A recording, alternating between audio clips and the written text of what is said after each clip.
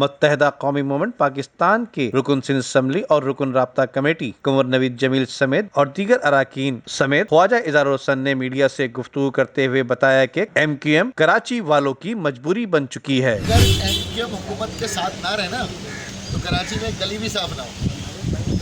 अभी पिछले 4 साल हम नहीं थे ना हुकूमत में, न सिंध में थे न विफाक में थे, तो बता दो भाई कौन से झंडे गाड़ दिए पीपल्स पार्टी ने या विफाक ने कौन से यहाँ पे परचम गाड़ दिए। ये तो MQM नहीं, इस शहर की मजबूरी है, शहर की। इस शहर से ना पीपल्स पार्टी को सीट मिलती है ना PMLN को सीट मिलती है। जमात इस्लामी को लोगों ने पहले ही अलविदा कह दिया और इन्ना लिल्ला पढ़ लिया। MQM पाकिस्तान का कहना है कि दीगर जमातों के साथ जमात इस्लामी को भी कराची वालों ने अलविदा कहकर इन्नल्लाह पढ़ ली है। मेट्रो 7 पाकिस्तान।